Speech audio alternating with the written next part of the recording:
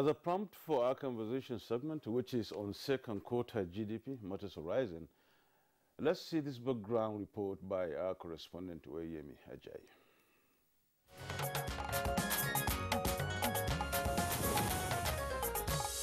Since the outbreak of the ravaging COVID-19, countries have been struggling on the sustenance, revival, and growth of their economies.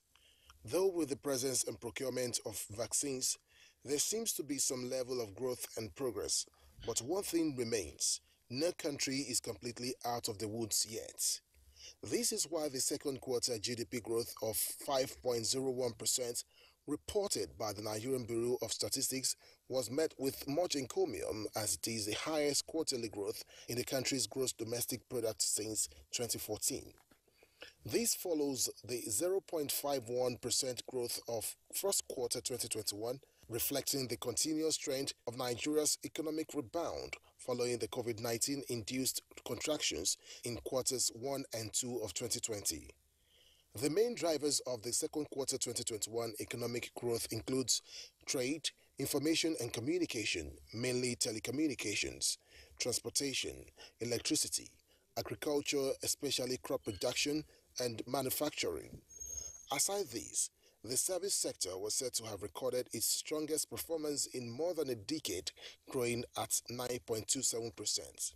It was revealed that the non-oil sector's contribution to GDP increased to 92.58% in the second quarter 2021 from 91.07% in the second quarter of last year.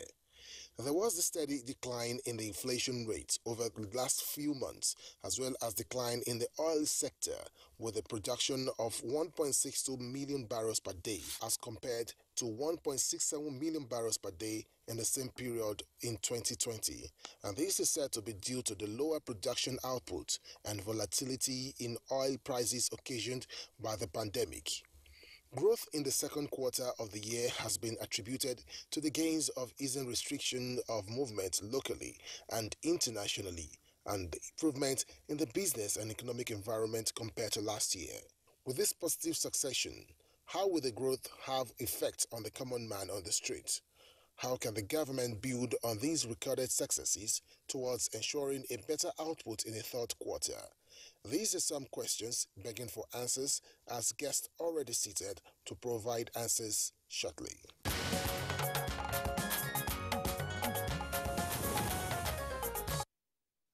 Thank you very much, Oyemi Ajayi, for that backgrounder. Now, all our guests with us this morning are our regulars whenever we're discussing economic and financial matters. From our Benin Network Center, I would like to welcome Professor of Economics and member of the Central Bank of Nigeria Monetary Policy Committee, Professor Mike Obadan. Prof. Obadan, delighted to have you this morning. Thank you very much, Kingsley. Good morning. Good morning, Nigeria. I hope you listened to some Victor Wifo songs before coming to the studios this morning. Maybe Joromi or Gyodo Gyodo. All right, Professor Mike Obadan, thank you for being with us. Now, also joining this conversation, this time from our Kaduna Network Center, is the Professor of Finance and Entrepreneurship and Dean of the School of Postgraduate Studies at Kaduna State University. That's Professor Yushua Ango. Prof. Ango, delighted to have you this morning. Good morning, Kingsley. Good morning, Nigerians. And also, we really need to welcome, a professor of capital market, President Association of Capital Market Academics of Nigeria, and former Commissioner for Finance, Imo State, Professor Uche Owaleke, who is also a regular here. Always welcome to Abuja Studios of the Good Morning Nigeria once again. Thank you very much. Good morning, Nigeria. Thank you so much. And then joining us via Zoom from Lagos is former Director General, Lagos Chamber of Commerce and Industry, Dr. Muda Yusuf. Good to have you join us.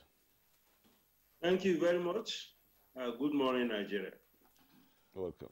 All right, so gentlemen, delighted to have all of you with us this morning. Charity begins at home, so we're beginning from our Abuja studios. Yeah. Professor Uche Owaleke, there have been accolades with regard to the numbers released by the National Bureau of Statistics on the performance of the economy. Second quarter indicating, according to the NBS, a growth of 5.01%. What are you reading? Yeah, you're right. This is the first time in many quarters that we are having 5% growth rate. I think it's a positive news for the economy. It's a positive development because of its signaling, what I call the signaling property. It has a signaling property, despite the deficiencies, associated with GDP computation, especially in Nigeria, where the huge informal sector, doesn't appear to be captured. Signaling property in the sense that it is one figure that is watched, not only by local investors, closely monitored by foreign investors, and that signal we saw in the stock market, for example. The very day the news was released, GDP grew, that GDP year on year has grown by 5.01%. The market was excited. That's talking about the equities market. This is a market that was down the previous day, but the day it was announced, the market appreciated. That was on Thursday. We also saw the same appreciation on Friday, such that week on week, the market gained even though marginally. So that signaling content, signaling property, is important. But having said that, it's also important for us to realize that the growth that we have, has what I call the tangible component and the intangible component. Following the release of the GDP number, I got a lot of calls, a lot of inquiries, especially from journalists, asking me the meaning of GDP grew by 5.01% year on year, and GDP fell, by 0.79% quarter on quarter. So how come GDP grew on the one hand, on the other hand, GDP also fell, quarter on quarter? And I did a quick, write-up, Kingsley, which you read, and, you responded to, and said that what I said, provided a lot of insights. So I want to explain that part of why we had that high growth in quarter two, has to do with the way the GDP, was computed, the base of that computation. You recall that last year, second quarter of last year, GDP growth, the GDP tanked the most by as much as 6.10%. So, and the computation of say tanked. Let's plunged. say it fell. Yes, yes, by as much as 6.10%. So, and the computation that was done in quarter two of 2021 was based on that. That was a starting point. Okay, I give an example. If you have an item, if an item grows from 200 to 210, okay, if it grows by 10, you would say that growth rate is 5%, 10 over 200. The denominator is 200. Now, if that same change, that same 10, is now based on 100, okay, it moves from 100 to 10, you see. 100 is lower than 200. You are getting a percentage of 10%. Okay, so when you base your computation on a lower base, okay, the rate of change, you tend to have a higher figure. That's the intangible component I was talking about. Mm-hmm. Okay, so in other words, there is an artificial element in that GDP computation year on year. So it's important we recognize that. So while we are also celebrating the signaling property, the tangible component, okay, it's also important we recognize that quarter on quarter, figures, okay, a number of activities actually, fell compared to the ones that rose. Another concern that I have about that GDP figure, has to do with the, performance of key sectors. Now, if you look at... Before we get down to the performance of the key sectors, let's hear the views of some of our guests about, this 5.1% growth in GDP. Professor Mike Obadan, professor of economics and member of the CBN Monetary Policy. Let's go back to the classroom. Explain this to Nigerians, 5.01% growth. In real terms, what does that mean?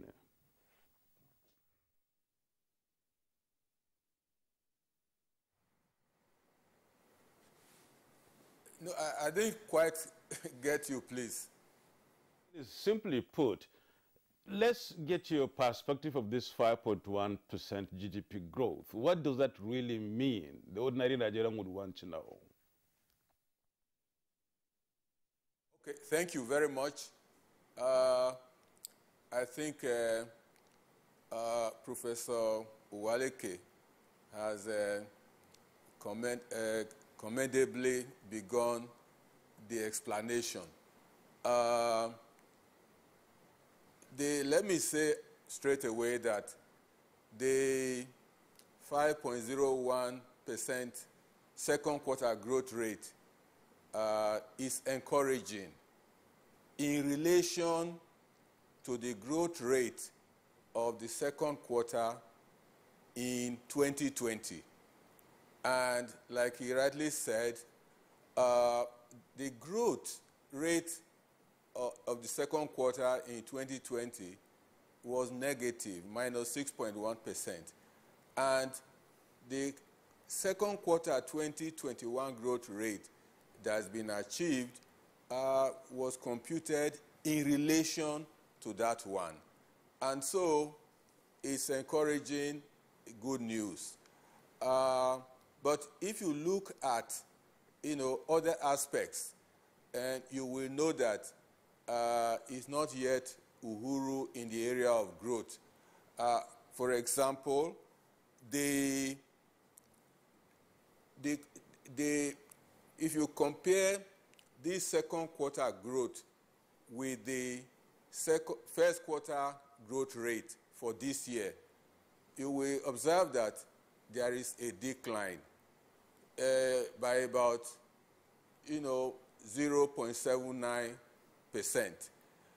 What that one means really is that the quantum of real output, has not yet reached the level, that we can say, let us celebrate.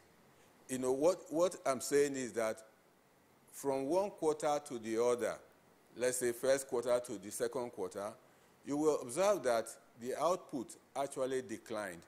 And if you look at the 2 quarters for this year, the total real output, achieved, in each quarter was less than what was achieved last December in terms of quantum. And what really impacts positively on the lives of the Nigerian people is the quantum of output. How much output has been produced per capita, per person, and, how much of it goes round everybody, distribution. So if you look at, the trend in terms of total output, it means that the policies are working, but they will need to be sustained, and government and other stakeholders will need to do more, in order to increase the quantity of real output, and which will be fairly distributed. And it is when that happens that the impact on ordinary Nigerians can easily be felt. And of course, if inflation is tamed, I think with those few remarks, I will say yes, the 5.01% second quarter growth rate is encouraging in relation to the situation when there was recession in 2020. But if you look at it now that the economy has exited recession, then there is still a lot to be done to increase the quantum of real growth and then make it impact positively on the lives of Nigerians. Well, I think I heard the second moderator say, don't speak on the sectors. But what I would say generally now is that, yes, the 5.01% growth relates to last year. But if you look at the various activities, there is encouragement, strong encouragement, in the sense that in the second quarter, about 42 activity sectors achieved positive growth compared to only 23 in the first quarter. So economic activities are gradually reviving. People are coming back into employment, and that definitely impacts positively on the lives of Nigerians. Now, thank you so much, Professor Michael Biden. Let's hear from Professor Yushao Angu. Professor Obadan said, compared to Q1 2020, it's not really a growth per se, but a decline as far as the figures are concerned. But when we compare it to Q2 of 2020, there is real growth in that sense. Give us a perspective of this 5.01%. How do you see it? Is it really cheering? Well, the comments made by previous speakers, I believe, was in order. I will align completely with the submission of Professor Baden that the 5.01 growth achieved based on this report is encouraging. I will also want to say that coming from where we were coming, that is, if you look at the situation as at 2020 and what we have achieved now, it means there are some policies that were that are working, you know, whatever it is. Some of these policies are working. The Economic Sustainability Plan that was initiated by government and launched in June 2020 was aimed at achieving what we have achieved now and probably doing better than that. I think the point is that we are coming from a deep situation. We have the economy had deepened, and we are now reawakening. We are waking up. We are moving to probably trying to approach the equilibrium of 2019. Because if you remember, in 2019, the total GDP at the end of the fourth quarter was about $445 billion in dollar terms, which crashed to 430-something in 2020. So even in dollar terms, I think we have not reached El Dorado yet. We are moving towards it, and I think that is the positive, or rather the beauty of what has been achieved. I think what then needs to be done, basically, is to sustain the various policies that have been put in place and to actually ensure that the economy works very well, especially the contribution of the various sectors and the outputs that have been achieved. What has been achieved, for example, pertaining to the contribution of non-oil sector is also something that needs to be noticed. Unfortunately, we will have celebrated very well, but because of the fact that oil did not do very well, perhaps that may also be part of the reason why the non-oil sector appear to have done better. But we, as an economy, generally, our general policy framework should be such that we reduce our dependence on oil sector and increase our non-oil sector. So, but we need the oil sector also to do very well. So this has not been achieved in the second quarter. So we hope that, like I said, policies will be sustained so that we can witness this, because Nigeria needs quantum leap in terms of growth, given the increase in population and unfortunately also the situation of inflation. So our growth in terms of GDP needs to move in quantum. That is what we hope to see in the foreseeable future. All right. Thank you very much, Professor Bayusha Ango. Let's go over now to Dr. Muda Yusuf, former Director General of the Lagos Chamber of Commerce and Industry, with us via Zoom from Lagos. Dr. Muda Yusuf, again, let's have your opening salvo. What do you make of the figures released by the NBS regarding the performance of the nation's economy in Q2? Yeah, thank you very much, and good morning again. Let me align myself with the views already expressed by Professor Bada, Professor Waleke, and the contributor from Kaduna. Yes, I mean, this is a welcome development that we had a positive GDP performance of 5%, 5.01%. It's a welcome development. It's also indicative of the fact that we are beginning to see a gradual normalization of economic activities compared to what we had Q2 last year. The academic analysis and technical analysis has been well properly explained by the previous speakers. So I don't know, I just to stress again that the figure that we have seen has a very strong base effect. I mean, comparing the fact that Q2 last year was perhaps a period where we had the worst contraction of minus 6.3%. So that is also playing out. It's like moving from the bottom of the valley to ground zero. Ground zero may not be the best, but when you compare where you are coming from, I think we can as well acknowledge that something has been achieved. But when you are in ground zero, you still need to move a lot more, because with these figures, even as good as it looks, we are still not exactly even at the pre-pandemic levels. That is what it is, because if quarter year on year, this time, I mean, Q2 last year was minus 6%. This time we are talking about 5.01%. You can see that we are still struggling to even return to the pandemic level. But nonetheless, it's something that we need to celebrate. It has very strong signaling effects. It shows that the economy is on recovery path.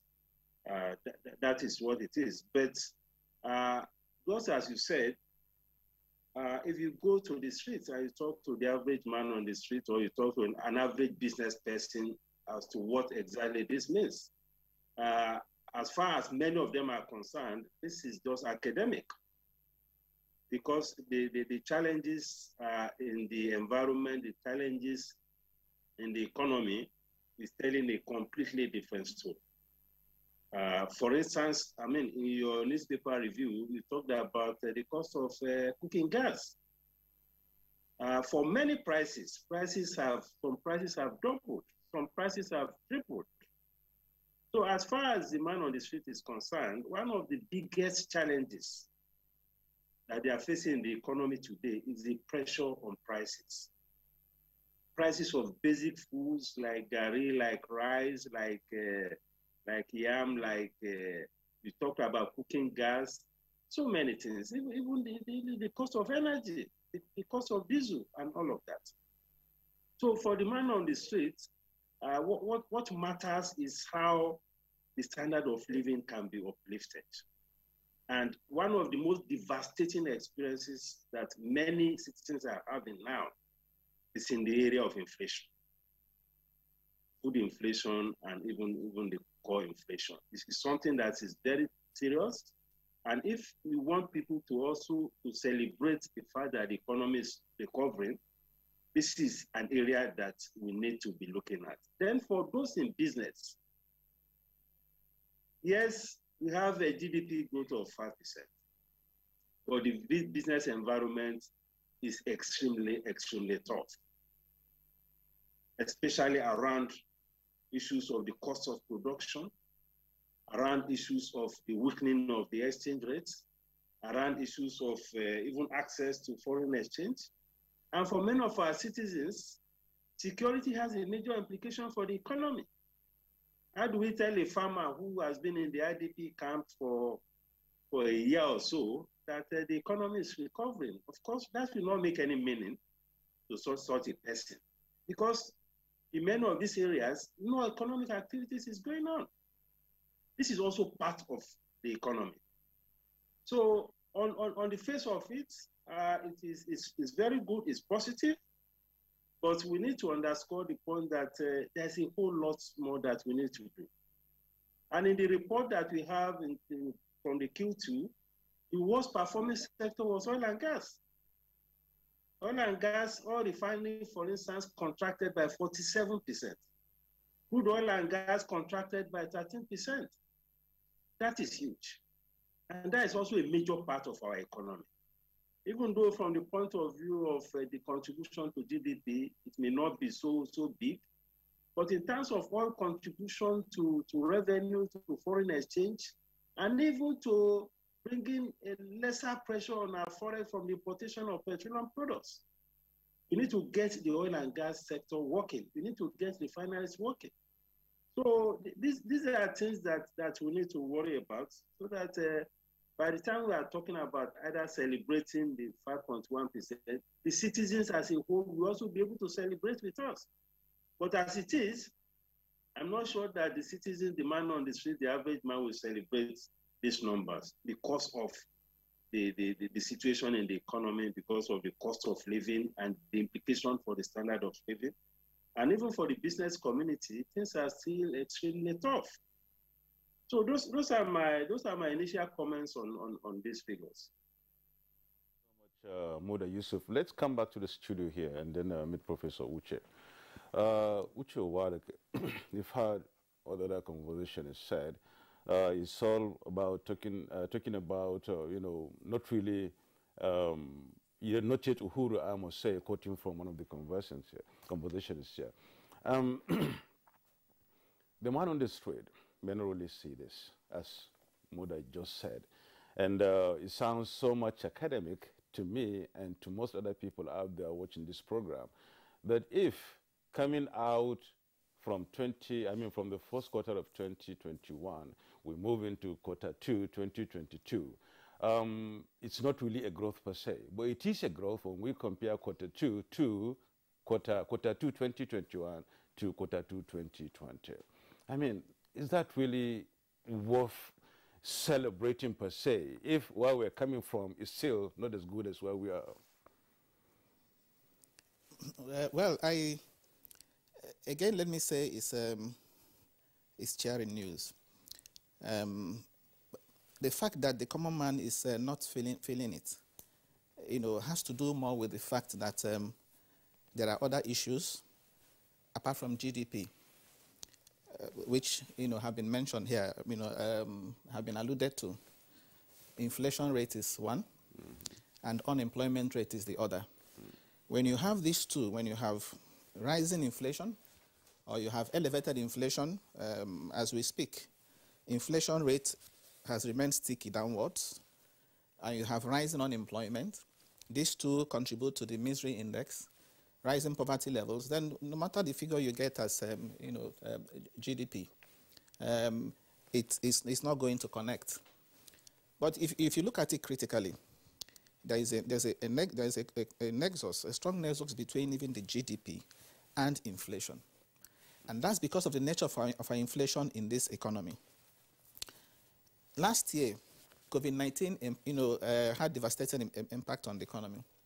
Okay, part of the rising inflation we have today in Nigeria, you can trace to COVID-19. But elsewhere, in other economies, in the US, for example, okay, it was a reverse. Because of COVID-19, prices actually fell. Okay, and the Federal Reserve, the central bank of the United States, even had to reduce benchmark interest rates to zero, to be able to drive up inflation. And that's because inflation rate over there is more of the demand pull type. So people didn't have money to, buy the goods that were available. But in our own case, it's a different story, it's a different ballgame. It has to do with supply. It's more of supply. That's why people talk about, even the central bank recognizes that it is more of the cost push type. And because it is supply related, that is the more reason we have to pay attention to output growth. So in our own case, if we increase output, it's like a silver bullet. You are increasing take food inflation, for example. If you tackle agriculture, if you increase food output, you are likely going to bring down, food inflation. Okay, so you can see the connection. Now, in the Q2 report, year on year, what has happened to agriculture, the agri sector? Year on year, agri sector fell on a year-on-year basis. As a matter of fact, as of Q2, Q2 of 2020, the agri sector year-on-year growth was 1.5%. Q2 of 2021, it was 1.3. Okay, and if you look at the growth rate of agri, even in Q1 it was 2.28. And in December, Q4 of 2020, it was even 3.4. So you can see the gradual fall on a year-on-year basis with respect to the agri sector. So is it any wonder, and this is a sector that employs over 60% of the population, so is it any wonder, therefore, that food inflation is rising? Is it any wonder, therefore, that unemployment rate is rising? So you can see where the distance is, and that's why I think these numbers that have been released by the MBS, should be used for planning. That is the essence of data. Okay, they have been out, they should be used to plan. We should analyze them critically and identify those employment generating sectors and do something about them. One of them, the key one, is agriculture. Well, on a quarter-on-quarter basis, agri showed some promise, but on a year-on-year basis, consistently for 3 quarters now, we have had declining output growth in the agri sector. Okay, I want to also say something, Kinsley, before you. Yes, the insecurity is with us, no doubt. Insecurity is one of the factors militating against the progress we're making in the agriculture. It is there. COVID-19 is also there. But these are, in my view, these are issues that have come to stay with us. I am not saying we should, insecurity is there, okay? If something has come to stay with you, or if something is going to be with you for a long time, what do? You provide for it. In capital market studies, in finance, there's something we call systematic risk. Systematic risk is a risk that is difficult to remove. And because of that, in doing your modeling, in trying to get your return on the security, you provide for it. Okay? So we should recognize the fact that this insecurity will take time to tackle. It's not going to be, there's no quick fix to insecurity. And therefore, let it not distract us. Let COVID-19 not distract us. We should not ever go into shutting down or locking down the place any longer, because these things have come to stay with us. So we should accommodate them and focus on how to address challenges in those sectors. Even when these things are there. That's the point I'm making. Yes. Thank you very much, Professor Waleke. I mean, in agriculture, for instance, a couple of weeks ago, there was a report about the Central Bank of Nigeria complaining about the returns on the Anchor Borrowers Fund. That because, according to it, the level of insecurity in different parts of the country had impacted on the utilization by way of those who were supposed to be on the farms. But if you are saying that we have to live with it, what are you going to tell those farmers who are in Katsina, who are in Zamfara, who are in Kaduna, in parts of Niger, and of course, whom are you going to tell that to in Plateau at the moment? So I'm sure that there will be different responses to the issue that you have raised, Professor Waleke. But on the other hand, let's return to Professor Mike Obadan. Professor Mike Obadan, you were just getting into seeking to decompose the sectoral performances in the Q2 report as an indicator whether or not we're moving forward or whether or not there is stasis. What, again, is your view about this, the sectoral performances? Who were the top flyers, and what do we need to do to encourage the laggards?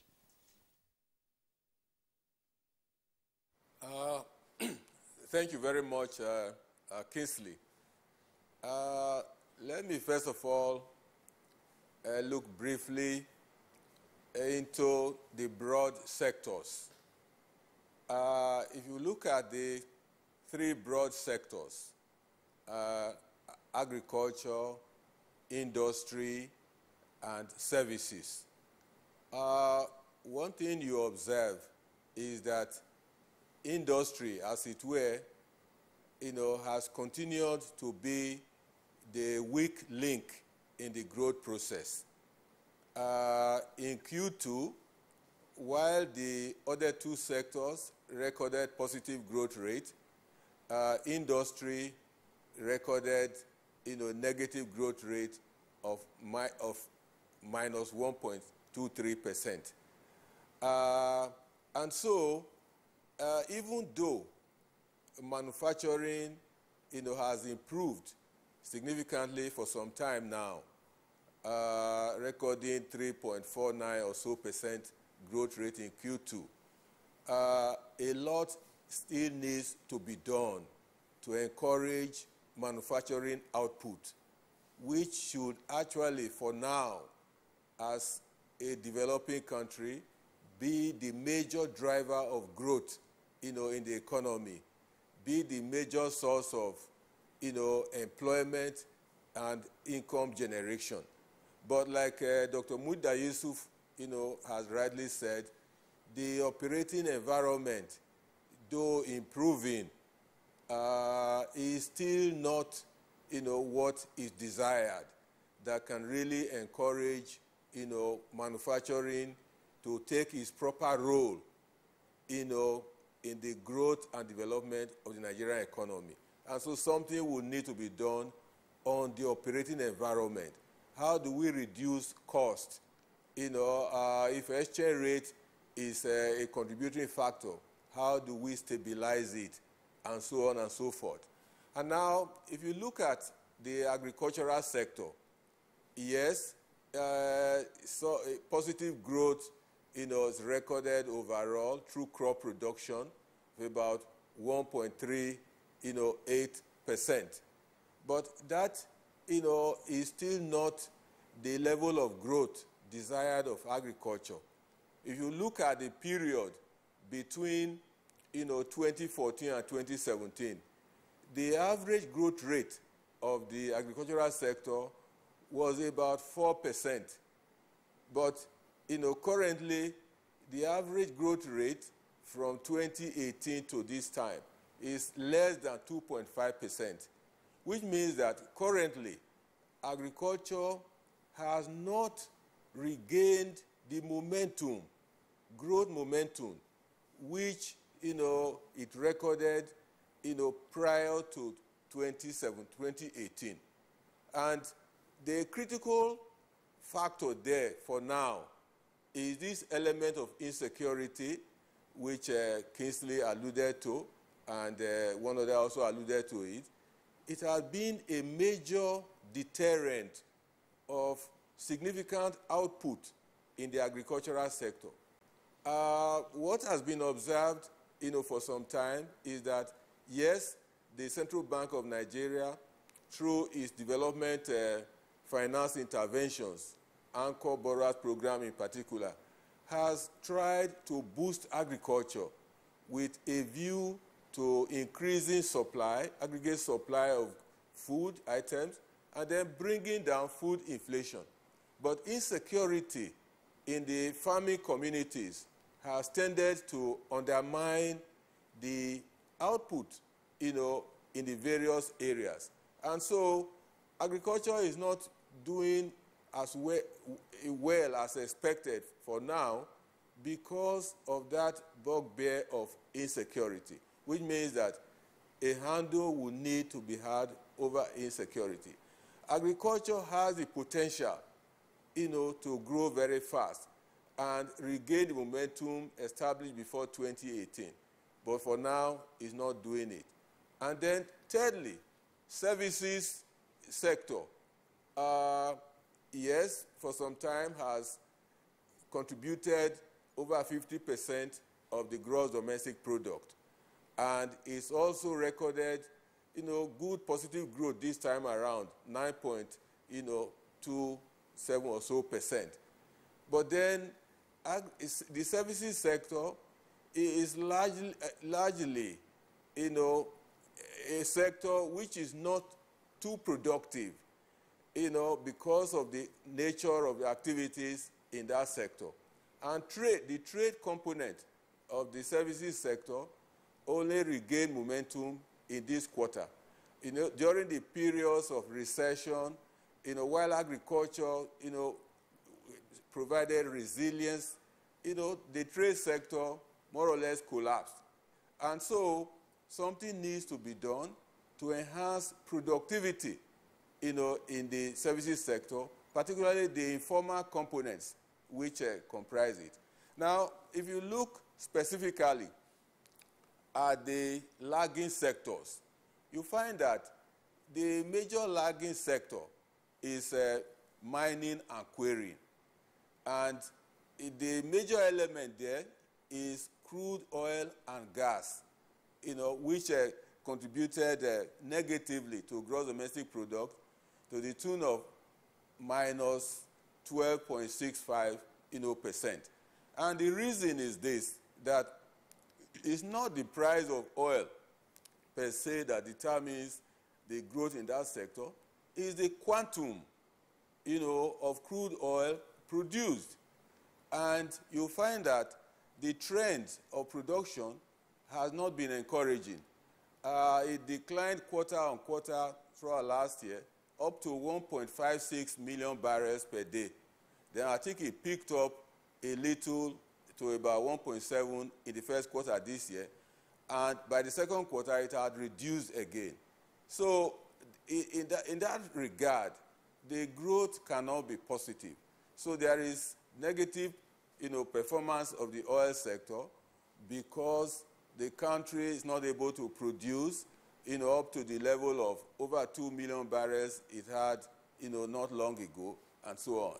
So something will need to be done to encourage production. I think OPEC quota now allows the country to produce perhaps up to 1.8 million barrels per day. If that is achieved or a little surpassed, that one will help growth, of the, crude oil sector. Now, all the other sectors that are doing well, trade has turned out to be one, which is a critical component, of the, various activity sectors. And one thing that needs to be done is that we need to sustain the policies that had, contributed to reviving those economic activities. Sustain them, and then the headwinds will also need to be checked. I think the central bank is making efforts to ensure fairly stable exchange rates, and I think that informed the recent foreign exchange policy measures.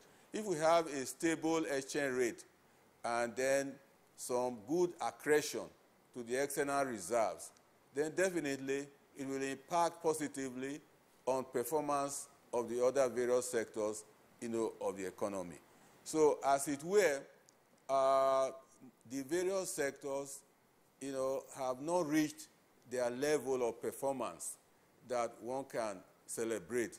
There is need to further encourage them, improve the operating environment, and then to ensure that, they live up to the expectations of an inclusive growth, for the country. Inclusive growth in which the majority of Nigerians participate and also share in the process of growth. That is to say, employment, will increase. Professor Mike Obadan. Agriculture, as he said, has, and then of course, Wadeke also alluded to that, has really suffered a little bit, and of course that is why most Nigerians are employed, over 60%. And some other areas like, trade and then service provision, that is. Professor Mike Obadan spoke about trade, manufacturing, and even transportation.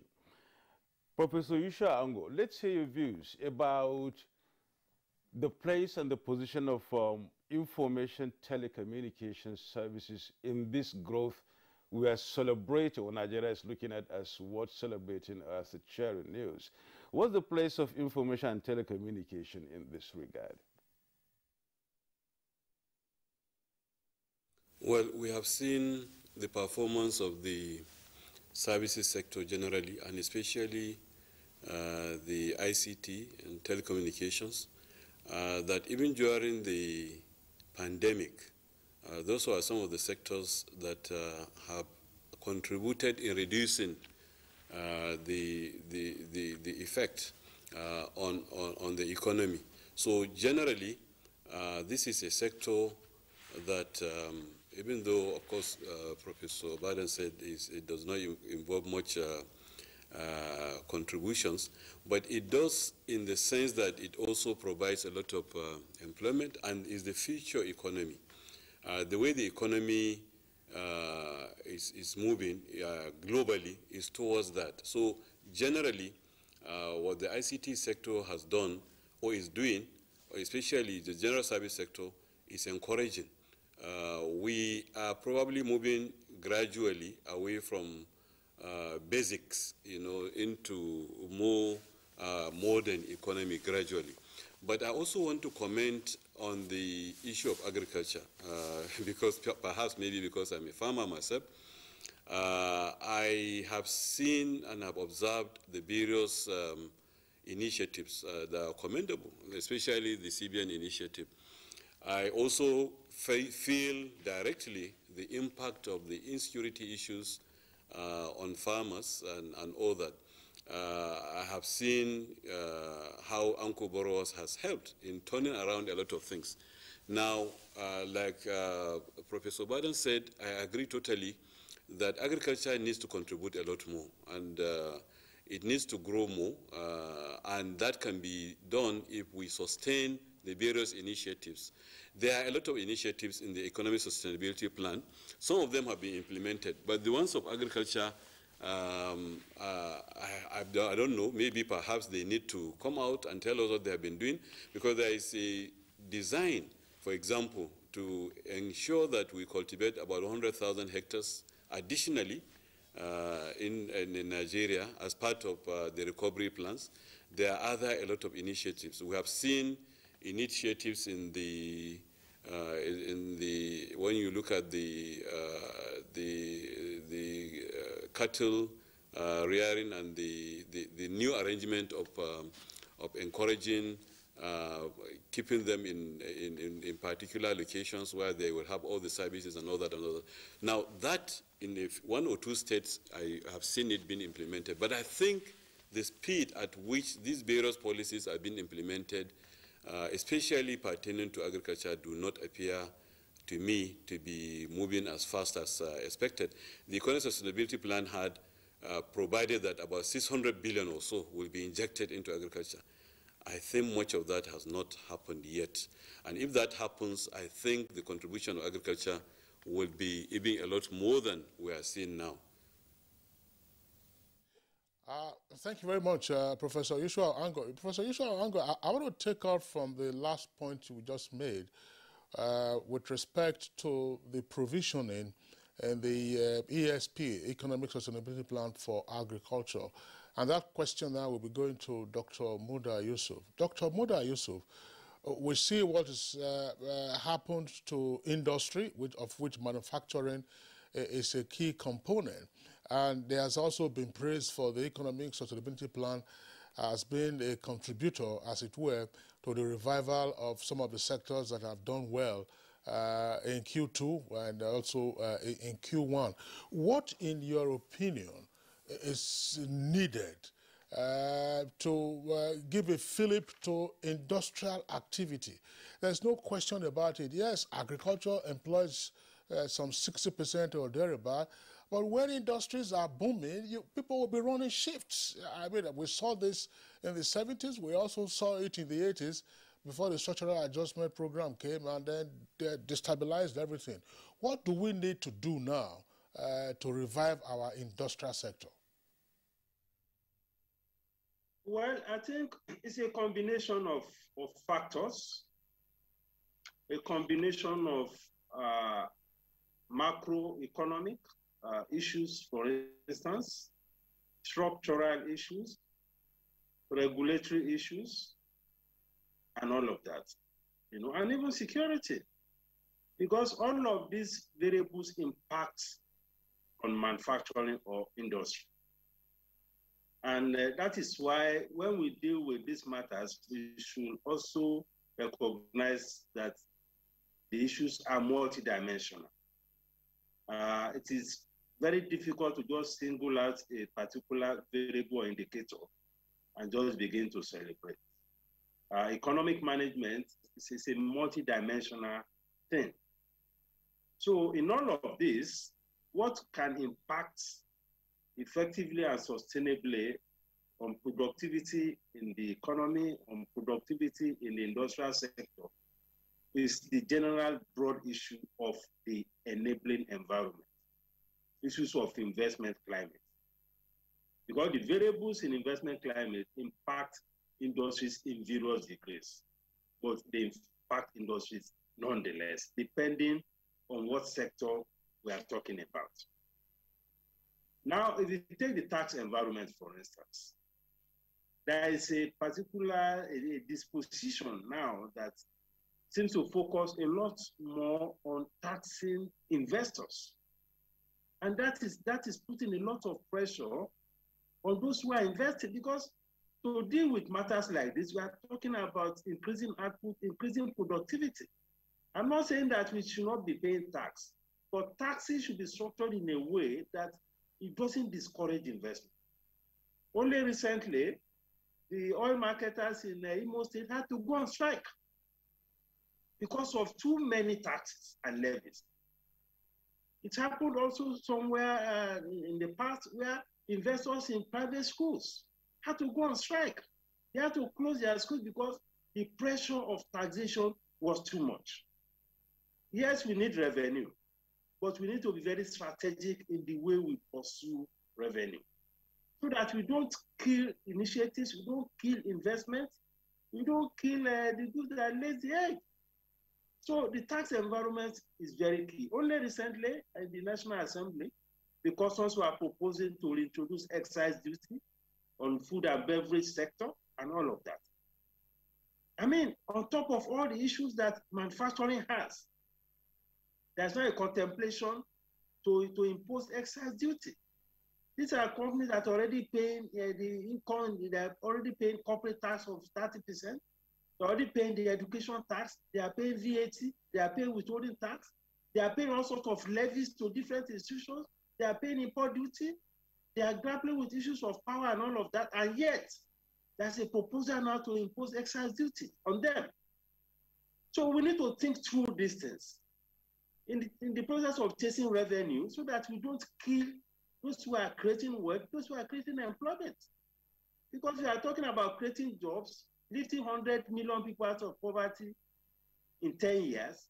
It is not the government that will do it. It is the private sector. So if you don't create the environment for them to be able to have a breathing space, and this is not just an issue with the federal government, it's an issue with the states, it's an issue with the local government. So they should come to the realization that the more environment, the more favorable climate you create for investors, the better for the economy, not just from monetary or revenue point of view, from the economic point of view, from the job creation point of view, from the inclusion point of view. Now we also have issues with our ports. This is also affecting those who are in industry. If it takes you almost 4 weeks or so for you to be able to get your goods out of the port, sometimes it runs to even months because you are grappling with all sorts of issues within the port, within the different agencies at the ports. You know, all sorts of problems are still there. Then we have this macroeconomic environment. I know that the government is doing a lot in trying to ensure that you have a much better macroeconomic environment, but it can be a lot better. There is too much of volatility in the foreign exchange market, for instance. Things are so unpredictable. The liquidity is still not there, and all sorts of issues around the foreign exchange market. This is not just about encouraging imports, but even no matter little the component of imports or imported input you require, you still need foreign exchange for it. And we also need a much better foreign exchange environment to encourage inflows into this economy. Then the regulatory environment is also key to industry. If the regulatory environment is too harsh, then it's a disincentive to investment in industry. Many of the regulatory institutions focus more on meeting revenue targets than ensuring that we have a conducive environment for industries to perform.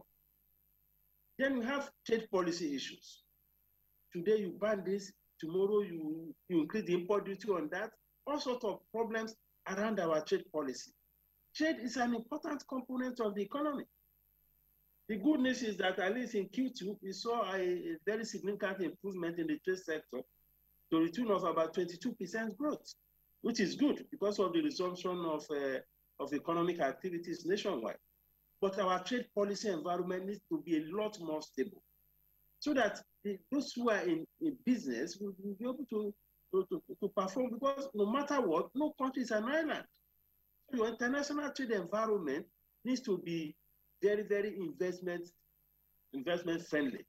And I must commend the reforms that are ongoing, especially around the oil and gas sector.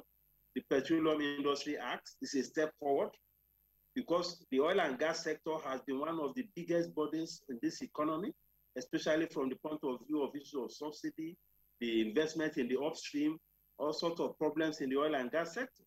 I'm hoping that the Petroleum Industry Act, if quickly and effectively implemented, will also bring some succor to the economy generally and help us to stabilize a lot of our macroeconomic environment. Well, thank you so much, Dr. Mouda Yusuf. It seems as if there are, he raised a lot of, challenges there that is, hampering or trying to sort of discourage this encouragement we have in second quarter of this year, 5.01.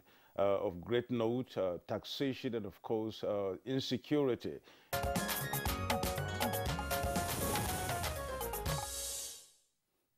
You're welcome back. You're watching Good Morning Nigeria. We're discussing this morning second quarter GDP matters horizon. We've talked at length about issues in the 5.01% growth in the GDP, and we singled out, I rather singled out per se, I must say, security and taxation. Professor Owaleke, let's look deep into this. Taxation there seemed to hamper a lot of progress in the manufacturing industry, and then insecurity to try to bring down the gains made in agriculture. And the two, when you look at them, try as much as possible to a great extent, try to not to bring down inflation rate and, of course, increasing unemployment. What do you take? Okay, with respect to the tax, there's no, I mean, it goes without saying that if you reduce taxes, okay, it's an incentive for, production or even an increase in service. Now, if you look at the sector that recorded the highest growth rate in quarter 2 of 2021, if you remove electricity, that recorded 78%. That the highest, the sector that recorded the highest growth rate is the transport sector. Mm-hmm. Okay, and of course, it's also no surprise that the sectors that are linked to transport, such as trade, also grew. Now, part of why the transport sector grew, yes, when you remove restrictions and economic activities resume, you expect that people will start moving and the transport sector will grow. But another thing that may have led to that increase is the policy, the reduction in the import levy, for mass transit cars from 35% to 10%. Mm-hmm. The import levy was, import duty was reduced. The import levy was also reduced. The VAT, the VAT on airline tickets was also removed. So you now see the impact of that on air transport. You find the impact of that on transportation generally. But that didn't bring down the cost of the airfares. It didn't bring it down really. Yes, I'm saying because they tell you that yes, their spares and maintenance are dollar denominated. But and we know the exchange rate. Absolutely. But yes, the point is, if you had the VAT in addition to these other cuts, the fare we are paying now, could have been higher. Really, yeah. So the fact that transport expanded by that much, I am just saying that may be linked to the reduction in the import levy and import duty, for mass transit, vehicles. So the issue of tax is a very important thing. And I've always been of the opinion that if we look at our tax system generally and see how we can, realign the mix in favor of consumption taxes more, okay? See how we can possibly, of course, the Finance Act 2019, introduced some changes, calibrated rates, for companies' income tax. But I'm also saying that if it is possible to reduce the company's income tax rate today from the current 30% for large companies, okay, that may go a long way in, in boosting productive activity. The other issue I want to say before time runs out is, you see, we have a new person now in the MBS. Okay, we understand the Yemikele is, bowing out, and we have a new person. My advice is, to him, is to see how he can take a look at some of these methodologies, particularly the methodology for computing inflation rate, the consumer price index. Okay, see how he can revise it and update it so that the figures that are churned out, tend to reflect what we have on ground. Now, if you look at year-on-year figure of inflation rates today, we hear it is 17.38%.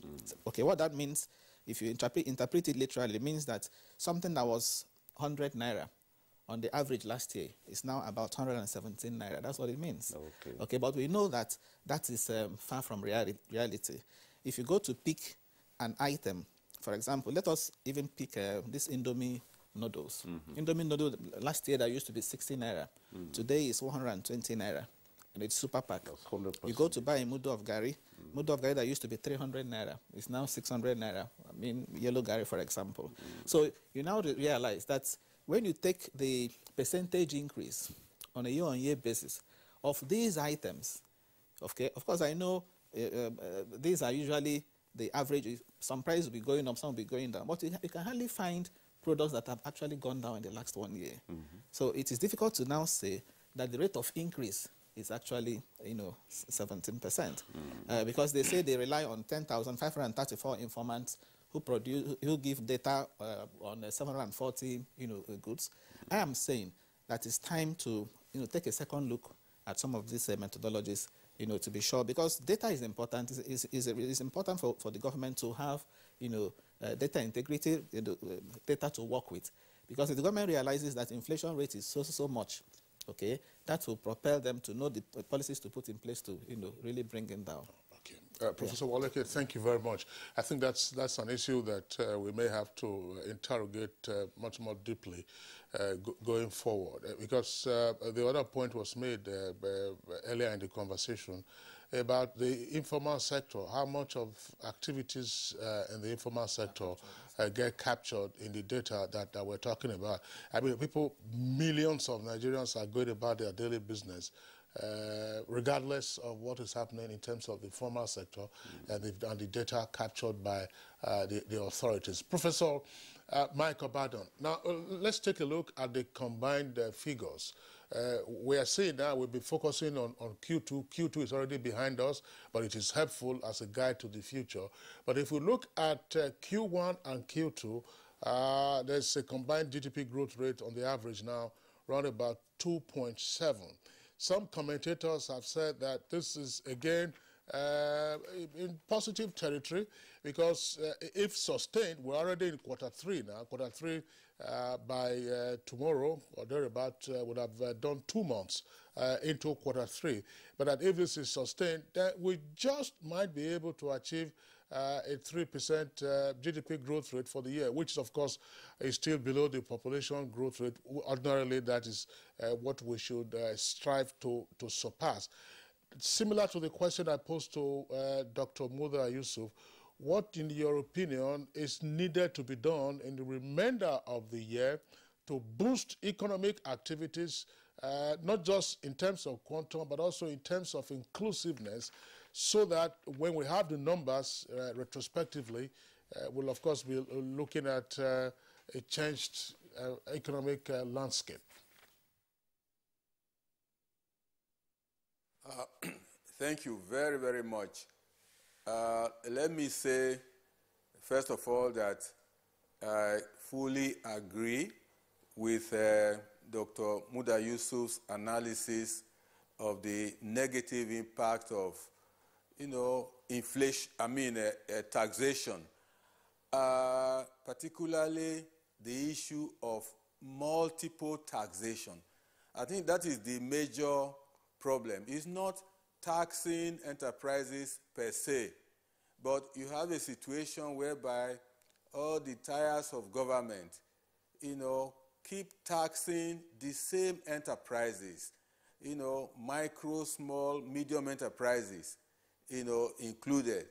Then definitely, we are, inadvertently killing initiative, killing enterprise, and killing investment. Yet, these enterprises are the primary generators of growth. Therefore, one, the issue of multiple taxation will need to be, effectively, addressed. Let the various tiers of government have a forum whereby, the taxes are outlined and then harmonized such that enterprises will not be overtaxed through different kinds of taxes. And then secondly, Dr. Muda Yusuf also rightly noted the issue of operating environment. The operating environment, is still not that, conducive. Yes, government has done a lot, but, a lot still needs to be done so that we can remove that element whereby the private sector operators, build their own infrastructure. They construct roads, near their enterprises. They sink boreholes, provide security, and all that. So government spending should target improving infrastructure services to various enterprises in the country. And then thirdly, the issue of insecurity. It cannot be, overemphasized that there is need for, perhaps innovative approaches, to handling the issue of insecurity. I know the citizens themselves are also now buying into the idea of handling security through forming vigilante groups, but government's role is pivotal. I can assure you that once there is a good handle on the insecurity situation in the country, a confidence will be restored. Investment will increase. If investment increases, then employment increases, income increases, then we have a situation whereby aggregate output of goods and services will also increase, and that one can impact, on prices. And that one will have, a positive effect, on living standards. So policy stability is also important. I will encourage the situation whereby the central bank continues with policies to maintain exchange rate stability. And I will plead with government that there should be no further jacking up of prices, like petroleum products, for the rest of the year. And I read yesterday or the day before that the Electricity Regulation Commission has approved increases in electricity tariffs for discos. I think that one should be abandoned, because what it means is that while government, on the one hand, is taking measures to inspire confidence, restore economic activities, tackle inflation, on the other hand, certain other negating policies are also being taken. So I would be very pleased if there is a handle on price increases from policy angle. And then the issue of arbitrariness in the pricing of goods and services. I believe government does not seem to believe it, but that is what is happening. Most of the increases in the prices of goods and services are not related to any economic fundamentals.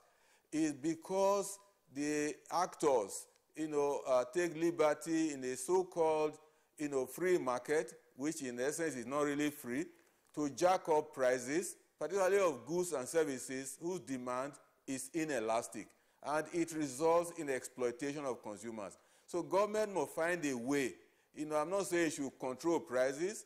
Moral suasion can help. Continuous, reminders that there is no need for exploitative pricing of goods and services. I think that one will also help. Infrastructure, government is doing well in that area, but state governments, local governments should play their own part. Local governments are not doing anything in the area of infrastructure, particularly roads infrastructure, and so they should live up to their expectations. Once we have a good operating environment, then economic activities will revive and growth momentum will be restored, and then we can have, up to 3% or even more percent of growth rate by the end of the year. Thank you very much.